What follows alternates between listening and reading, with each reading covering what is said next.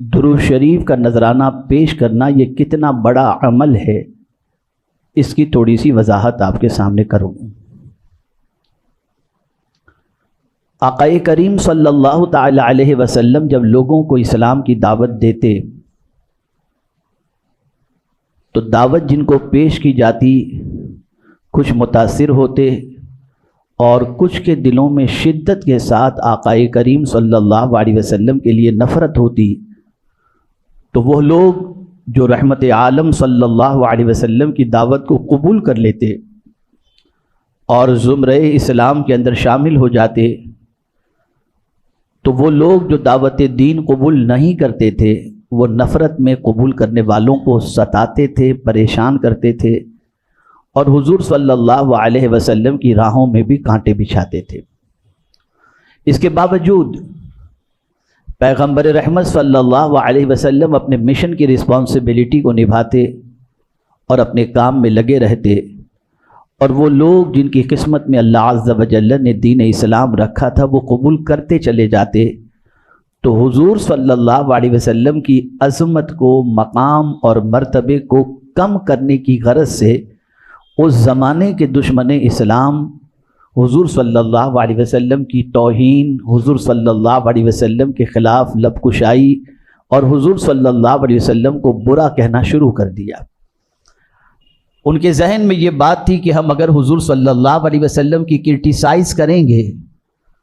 تو لوگ حضور صلی اللہ علیہ وسلم سے دور ہو جائیں گے، ان کی عظمتیں ان کے دلوں سے نکل جائیں گی، تو میرے پروردگار نے حضور کی عظمت کو بیان کرنے کے لیے یہ آیہ کریمہ نازل فرما دی کہ تم کیا میرے محبوب صلی اللہ علیہ وسلم کو جانو اور ان کی عظمتوں کو جانو، وہ اتنے بلند و بالا مقام پر فائز ہیں کہ میں خود خدا ہو کر ان پر رحمت نازل کرتا ہوں، اور صرف یہ کام میں نہیں کرتا، میرے فرشتے بھی محبوب صلی اللہ علیہ وسلم پر رحمتوں کو نازل کرتے ہیں۔ یہ اتنی عظیم آیہ کریمہ ہے اور یہ اتنا عظیم حکم ہے اور درود شریف اتنا عظیم عمل ہے کہ میرے پیارے آقا صلی اللہ علیہ وسلم کے پیارے دیوانوں، درود اگر فرشتہ پڑھتا ہے تو اللہ تعالیٰ اس درود پڑھنے والے فرشتوں کو اپنا فرشتہ کہتا ہے۔ یوں تو سارے فرشتے اس کے ہیں۔ مثال کے طور پر میں آپ کو بتاؤں، حضرت آدم علیہ السلام کے لیے رب قدیر نے فرشتوں کو حکم دیا وَإِذْ قُلْنَا لِلْمَلَائِكَةِ اسْجُدُوا لِآدَمَ۔ اللہ فرماتا ہے جب ہم نے فرشتوں کو کہا کہ آدم کو سجدہ کرو تو سارے فرشتوں نے سجدہ کیا سوائے ابلیس کے، لیکن کہیں ان سجدہ کرنے والے فرشتوں کو یا ان کی نسبت کو اللہ نے اپنی طرف نہیں فرمائی، فرمایا فَسَجَدَ الْمَلَائِكَةُ كُلُّهُمْ أَجْمَعُونَ، سارے فرشتے حضرت آدم علیہ السلام کے سامنے جھک گئے۔ لیکن جب بات درود کی آتی ہے تو فرماتا ہے ان اللہ وملائکتہ، بے شک اللہ اور اس کے فرشتے۔ اللہ نے ان فرشتوں کی نسبت اپنی طرف کر کے بتائی کہ جو فرشتے ہیں وہ میرے تو ہیں ہی، لیکن میرے محبوب پر جو درود پڑھتے ہیں، رحمتیں نازل کرتے ہیں، وہ میرے خاص فرشتے ہیں۔ تو جو حضور صلی اللہ علیہ وسلم پر درود پیش کرتا ہے، آقا کریم صلی اللہ علیہ وسلم پر تحفہ درود پیش کرتا ہے، وہ عام نہیں ہو جاتا، اللہ کے خاص بندوں میں ہو جایا کرتا ہے۔ آپ ذرا سوچیں اور اندازہ لگائیں، آقا کریم صلی اللہ علیہ وسلم نے ارشاد فرمایا جو شخص شب جمعہ 100 مرتبہ درود پڑھے، 100 مرتبہ، سرکار صلی اللہ علیہ وسلم فرماتے اللہ اس کی 70 حاجتیں دنیا کی اور 30 حاجتیں آخرت کی پوری فرمائے گا۔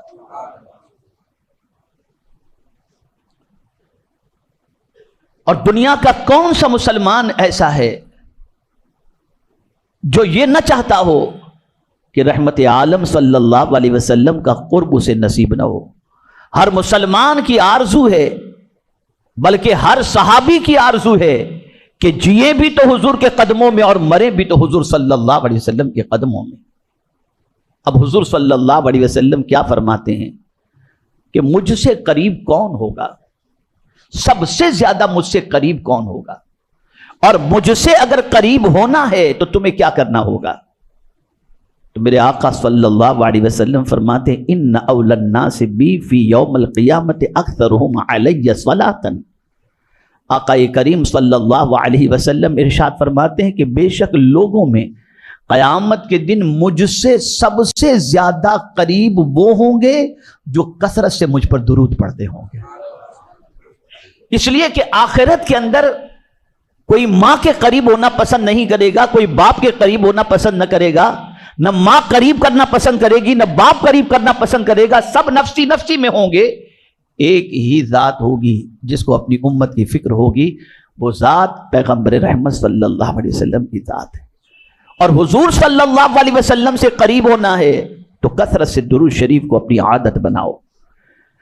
میرے پیارے آقا صلی اللہ تعالی علیہ وسلم کے پیارے دیوانوں، آپ ذرا دیکھیں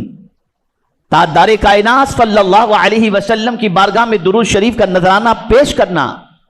یہ کتنا بڑا عمل ہے اور اس کا فائدہ کتنا عظیم ہے۔ دنیا ہی میں نہیں بلکہ اللہ تعالیٰ آخرت میں، بلکہ ہر تکلیف کے اندر کثرت سے درود شریف پڑھنے والے کی مدد فرماتا ہے۔ آئیے میں آپ کو بتاؤں، ایک شخص سفر کے لیے روانہ ہوا، افضل الصلوات کے اندر یہ واقعہ موجود ہے، اور غالباً تفسیر روح البیان میں علامہ اسماعیل حقی رحمۃ اللہ تعالی علیہ نے بھی اس واقعے کو بیان کیا ہے۔ ایک شخص اپنے بیٹے کے ساتھ سفر پر روانہ ہوا۔ باپ گنہگار تھا، خطا کار تھا۔ اس زمانے میں فلائٹ کا سفر تو ہوتا نہیں تھا، یا تو اونٹ یا پھر جو ہے وہ بحری جہاز کے ذریعے انسان سفر کرتا تھا۔ باپ بیٹے سفر کے لیے روانہ ہوئے۔ دوران سفر اچانک باپ کی طبیعت خراب ہوئی اور باپ کا انتقال ہو گیا۔ بیٹا جو اپنے باپ کے ساتھ تھا، انتقال کے بعد بے پناہ پریشان ہوا، اور پریشانی اور اس وقت بڑھ گئی کہ انتقال کے بعد اس کے باپ کے چہرے کا رنگ ایک دم سیاہ ہو گیا، کالا ہو گیا، اور پیٹ بڑھ گیا۔ ایک تو باپ کا انتقال اور دوسرا باپ کی یہ حالت، اسے دیکھنے کے بعد وہ بیٹا پریشان ہوا کہ میں اپنے باپ کو غسل دینے کے لیے کس کو بلاؤں؟ جو بھی میرے باپ کو دیکھے گا تو اس کی حالت دیکھ کر اس کے دل میں میرے باپ کے لیے نفرت پیدا ہوگی۔ لیکن بہرحال بیٹا تھا، تدفین کا معاملہ بھی تھا، تکفین کا معاملہ بھی تھا، تغسیل کا بھی معاملہ تھا، اسی شش و پنج میں تھا، جنگل و بیابان ہے، ٹینشن ہی ٹینشن کے اندر تھکا ہوا تھا۔ آنکھ لگ گئی۔ آنکھ کا لگنا تھا کہ اس نے دیکھا ایک نورانی چہرے والے بزرگ تشریف لاتے ہیں اور پوچھتے ہیں تو اتنا پریشان کیوں ہے؟ وہ کہتا ہے دیکھیے میرے والد سفر کے اندر انتقال کر گئے اور ان کے چہرے کی یہ پوزیشن ہے، جسم کی یہ پوزیشن ہے۔ کہا غم نہ کر، اور پھر وہ نورانی چہرے والے بزرگ نے اس کے چہرے پہ ہاتھ پھیرا، پیٹ پر ہاتھ پھیرا، تو اس شخص نے، اس بچے نے اپنے باپ کی پوزیشن دیکھی تو باپ کی کیفیت اس ہاتھ کے پھیرنے کی وجہ سے چہرہ بھی روشن ہو گیا اور پیٹ بھی نارمل ہو گیا۔ اس کی آنکھ کھلی، دیکھا تو باپ واقعی چہرہ اس کا روشن ہو چکا تھا اور پیٹ بھی اس کا کم ہو چکا تھا، اور نارمل ایک نورانی چہرے والا اس کا باپ بن چکا تھا۔ اسی وقت جب خواب دیکھا تھا اور بچے کے باپ کی پوزیشن یہ دیکھی تھی تو خواب ہی میں اس نے نورانی چہرے والے سے پوچھا تھا کہ آپ کون ہیں جو اس بے سر و سامانی میں میری مدد کے لیے آئے؟ تو اس وقت اس نورانی چہرے والے نے کہا تھا میں کوئی اور نہیں، محمد صلی اللہ علیہ وسلم ہوں۔ تیرا باپ، اس میں کوئی شک نہیں کہ گنہگار تھا، لیکن اس کی عادت تھی روزانہ 1000 مرتبہ مجھ پر درود پڑھا کرتا تھا۔ آج اس مصیبت کے اندر میں اس درود کی وجہ سے اس کی مدد کے لیے حاضر آ گیا ہوں۔ مرنا آپ کو بھی ہے، مرنا ہم کو بھی ہے، لیکن مرنے کے بعد یہ درود اتنا کام آتا ہے، اتنا کام آتا ہے، جیتے جی بھی کام آتا ہے، اور مرنے کے بعد بھی اللہ کے رسول صلی اللہ علیہ وسلم پر تحفہ درود و سلام پیش کیا جائے، اور اس کی عادت اگر انسان بنا لے تو یہ درود اس کی دنیا کی مصیبتوں کے لیے بھی کافی ہے اور آخرت کی تکلیفوں کے ازالے کے لیے بھی کافی ہے۔ اسی کے ساتھ ساتھ حدیث مبارکہ میں ایک واقعہ اور ملتا ہے۔ قیامت کے دن بندے کے اعمال تولے جا رہے ہوں گے۔ ایک بندے کی سچویشن یہ ہوگی کہ کثرت گناہ کی بنیاد پر اس کا پلڑا اور گناہوں کا دفتر جب میزان پر رکھا جائے گا تو کثرت گناہ کی وجہ سے اس بندے کے لیے اللہ عز و جل کی جانب سے حکم ہوگا کہ گناہوں کی کثرت کی وجہ سے اس بندے کو جہنم میں ڈال دیا جائے۔ اس موقع پر رحمت عالم صلی اللہ علیہ وسلم میزان کے پاس پہنچیں گے اور اپنی آستین مبارک میں سے ایک پرچہ نکالیں گے۔ اس پرچے کو میزان کے پلڑے میں، نیکیوں کے پلڑے کے اندر رکھ دیا جائے گا تو نیکیاں زیادہ ہو جائیں گی، گناہ کم ہو جائے گا۔ حکم ہوگا کہ اس بندے کو جنت میں ڈال دو۔ وہ بندہ اس پرچہ ڈالنے والے بزرگ کی بارگاہ میں عرض کرے گا آپ کون ہیں کہ اس وقت میری مدد کے لیے آئے؟ تو اس وقت نورانی چہرے والے رحمت عالم صلی اللہ علیہ وسلم فرمائیں گے میں محمد صلی اللہ علیہ وسلم ہوں، اور تو جو روزانہ مجھ پر کثرت سے درود پڑھا کرتا تھا، یہ درود اس پرچے کے اندر ہے جسے میں نے اس میزان میں ڈال دیا، جس سے تیری نیکیاں زیادہ ہو گئیں۔ پتہ چلا درود شریف ایک ایسا عمل ہے کہ جس کی بنیاد پر دنیا کی مصیبتیں بھی اللہ دور فرماتا ہے اور آخرت کی مصیبتیں بھی دور فرماتا ہے۔ اسی لیے فرمایا گیا کثرت سے درود شریف پڑھو، اور کثرت کے حوالے سے محدثین اور فقہا کا قول یہ ہے، کسی نے کہا کثرت سے مراد روزانہ 1000 مرتبہ، کسی نے کہا کثرت سے مراد روزانہ 700 مرتبہ، کسی نے کہا کثرت سے مراد 350 مرتبہ، اور کسی نے کہا کثرت سے مراد کم از کم روزانہ 100 مرتبہ درود شریف پڑھنا چاہیے۔ میرے پیارے آقا صلی اللہ علیہ وسلم کے پیارے دیوانوں،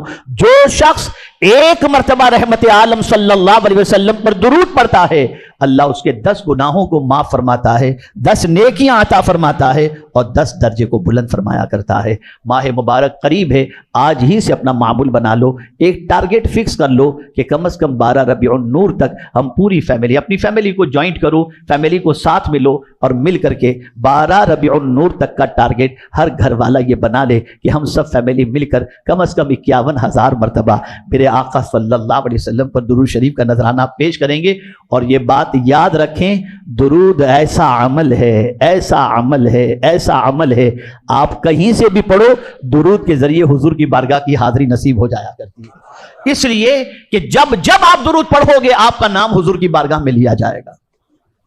اس لیے اس کو اپنی عادت بناؤ، کوئی مصیبت ہو درود پڑھو، کوئی تکلیف ہو درود پڑھو۔ تو میرے پیارے آقا صلی اللہ علیہ وسلم کے پیارے دیوانوں، ماہ ربیع النور کی آمد سے پہلے درود شریف کو اپنی عادت بنا لو، کثرت سے پڑھو، اپنی اولاد کو بھی اس کا پابند کرو، انشاءاللہ العظیم اس کی برکتیں اللہ دنیا میں بھی عطا فرمائے گا اور آخرت میں بھی عطا فرمائے گا۔ اللہ رب العزت جل جلالہ آقا کریم رؤوف الرحیم علیہ التحیۃ والتسلیم کے صدق و طفیل مجھے اور آپ کو سب کو کثرت سے درود شریف پڑھنے کا عادی بنا دے، اور ہماری زبان کو درود شریف سے تر رکھنے کی ہمیں توفیق عطا فرمائے۔ وضو سے ہوں بہت بہتر ہے، لیکن اگر آپ وضو سے نہیں بھی ہیں اور درود